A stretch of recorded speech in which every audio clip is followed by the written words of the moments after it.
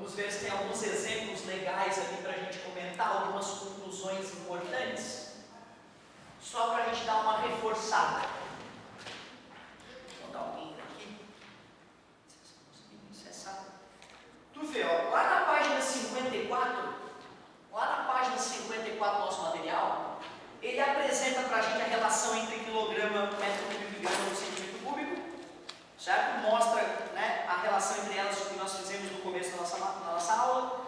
Diz o que é pressão, que é força sobre área, nada demais, nós brincamos um pouquinho. E aí ele vai lá e fala da pressão hidrostática, né? P igual a μ, G hoje, como eu brinco com vocês. P igual a μ vezes G vezes H. Aí ele fala, atenção, e ele faz observações. Ele faz 3 observações. Que observações seria importante aí na hora de a gente olhar para a pressão hidrostática? Quais 3 observações tu acha que é justo a gente fazer?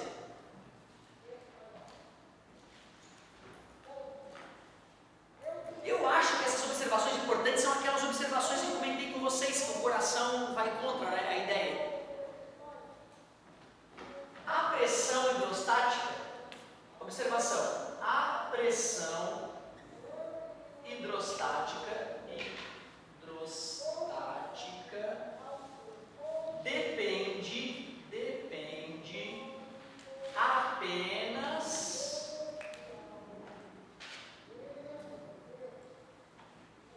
da. A pressão hidrostática depende apenas da. Ou seja, né, eu estou supondo, né, o que o autor da apostila faria nesse caso.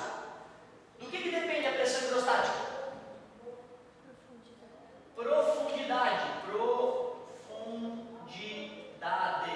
O que mais? Aceleração da gravidade.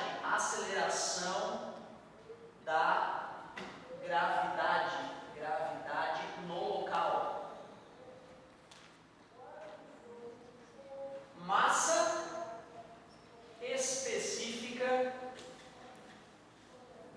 do fluido.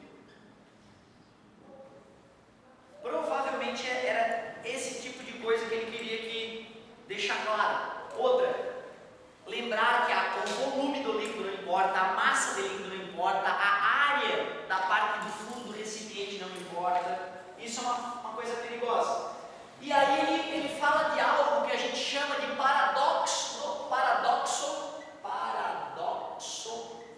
da hidrostática.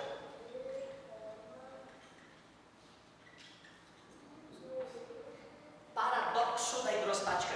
Paradoxo é aquela história, né? Parece que é, mas não é, né? Pensem assim, gente, ó. Eu tenho 3 recipientes com formatos diferentes, mas todos contêm um mesmo líquido até uma mesma altura.